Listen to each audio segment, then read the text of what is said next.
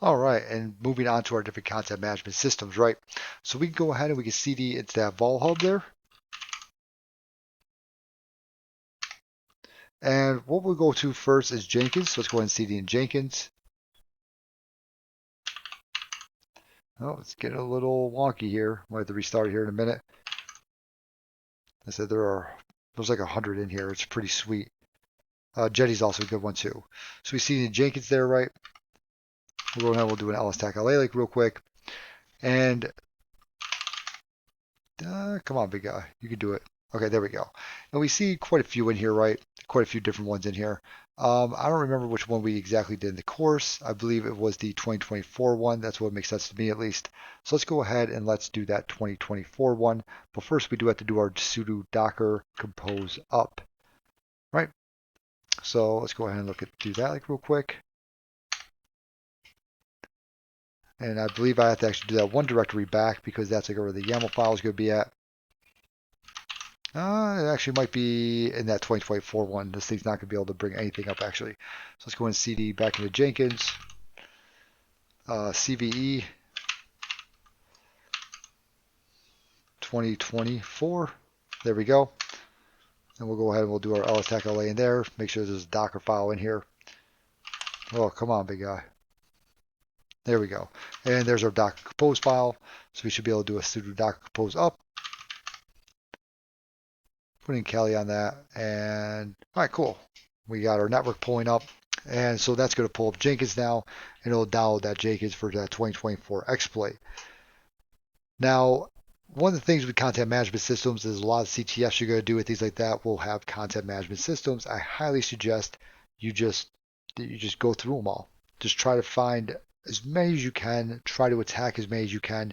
Any ones that you don't know how to attack, at least with this Vault Hub one, you can actually look at the README and it'll actually tell you how to attack it. All right, that's one of the nice things on this. Okay. However, if you look at different machines and stuff like that, especially older ones, you're going to find that there's going to be 1,000 write-ups on them. So you'll be able to get through it just fine. All right, so we got that thing done.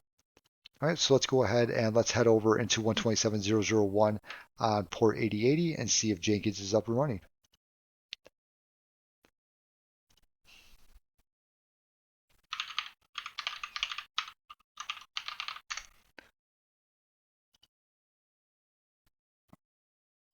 And it looks like it is. Okay, cool.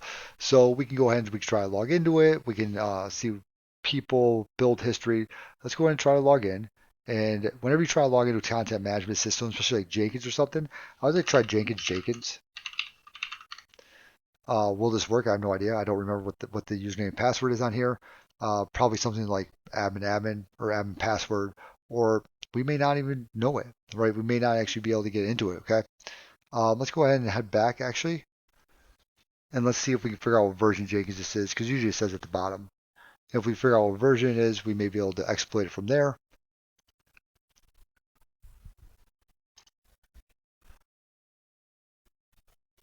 And it is. Okay, we have Jenkins 2.441. So let's go ahead and look up some exploits for this guy. Jenkins 2.441 exploit. We'll just say GitHub. All right, see if anyone has anything on here. We do. Okay, we have an arbitrary file read. So we could read different files, maybe something like etc password or something like that. And if we could read those different files, we may be able to actually do, different things on the system. Be able to read different areas of the system, maybe read IDRSA key, some of that. On this one, like right here, we're not really going to be able to read much because there's only going to be so much built into it. But let's go ahead and we will do a quick wget.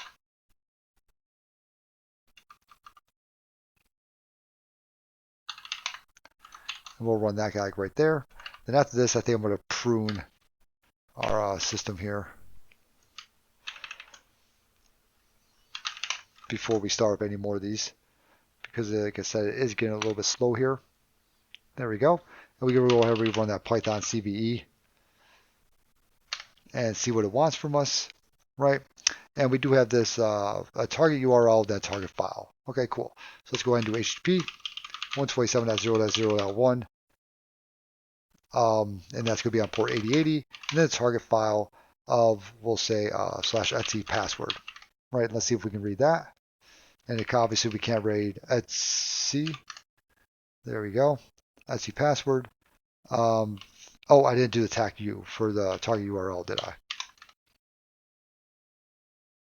All right, it has some error has occurred. Okay, so we're not getting really much with that, like right there. We can go ahead and try something like this, where we're actually putting this into quotes. Okay, still an error has occurred. We might just have to put in 127.0.0.180.80, something like this maybe. Or we might just have to try a totally different exploit, or just try to figure out how to exploit it on our own, right? Because it doesn't look like this guy really wants us to actually run it. It says it has an invalid escape sequence on the print. Okay, so this is actually something I have seen with the newer Python. Seem to have been having a problem lately with the newer Python and escape characters. They seem to be kind of calling out escape characters when they're not really there, I guess I would say. But let's go ahead and let's give it a try of, let's see what else we can do here, right? So we may actually be able to find this on a different area also. It may just be because it's 127.0.0.1, right? So let's go ahead and do a quick ifconfig. And let's try to look at and see if maybe 172.18.0.1 is still up and running. 172.19.0.1 is also up and running. Wonder if there's anything else that's up and running. So let's go ahead and do like a quick, I don't know, mmap, tac. We might have to actually prune this thing beforehand, huh? Yeah, we're gonna have to. Mmap, tac. Yeah, let's try like 19.0.2 maybe. So we actually have 8080s actually running on there. So I'm wondering if we go to 8080, if that's actually going to be something up here. 172.19, I believe it was. Let's see if that's still okay. So that is actually Jenkins still. Let's go ahead and try that maybe over here. And I'm wondering also, we should probably cat this guy and see, is it already going to like port 8080 or something like that? That's something else we should probably look at like real quick. Or is it already sending everything up? You know, how's it actually working here? Not really seeing anything crazy in here, huh? So let's go ahead and try that again. Python.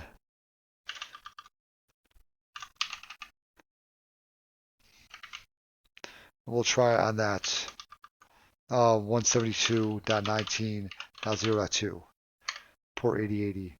All right, still nothing there. So it just doesn't seem to like it very much. Let's go ahead and grab a different one because, like I said, Python has been acting a little strange lately with escape characters and things like that. The newest version of it. So hopefully they get figured out because it's kind of annoying. We'll go ahead and let's try this guy right here. This is one that I actually have you guys use in the PDF here. So let's go ahead and we can remove that one. And we can try to do a wget for this one. And we can go ahead and we can run Python, CVE, boom, boom, boom. All right, that looks a little bit nicer, huh? So let's go ahead and say target 172.19.0.2. All right, we see that it does not ask for a port or anything like that. It does say port number, default port is 8080, so we'll keep it like that. Let's do a file of, let's try Etsy password.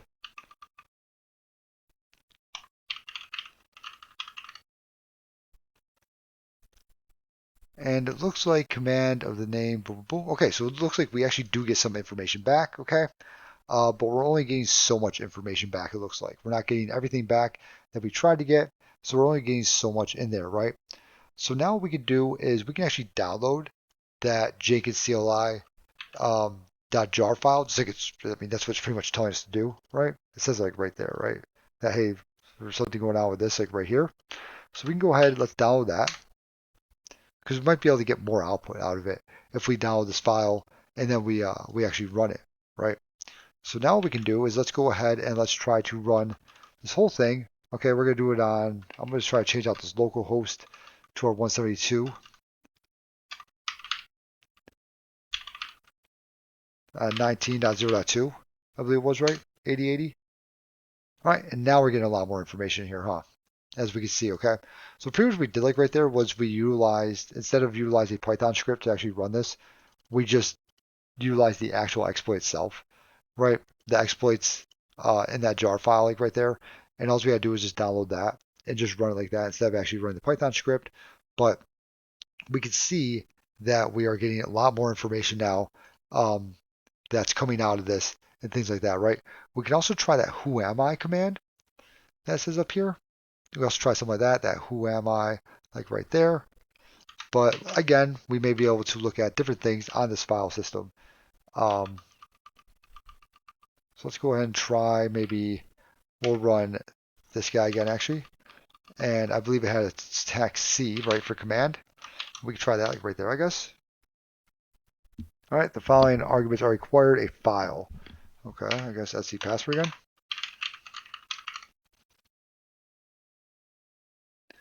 And report your credential permissions. Okay, we're not really seeing much with this who am I like right here though now, are we? May actually just be able to run this exact thing on this like right here. Wonder if we can actually just run that.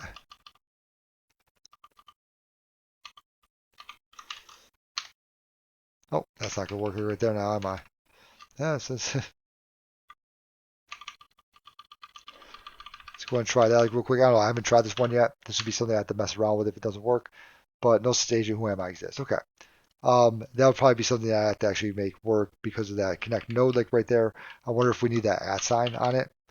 I'm also wondering if we need, something of that nature or whatever else. But that's something to work on later on. But we can see that Etsy password, so we do know that this exploit is running and everything like that on the Jenkins server, right?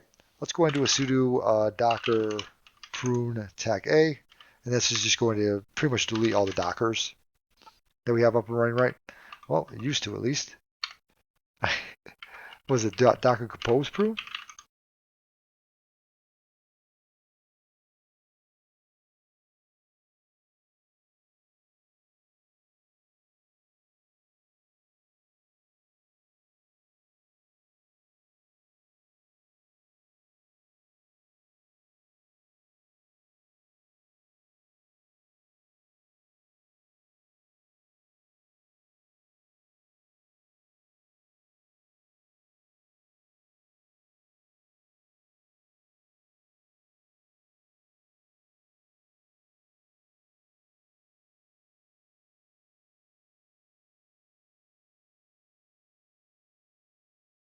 So you can actually utilize that one. I already have it up and running. I believe it is. We can say like cacti stats devices, sure.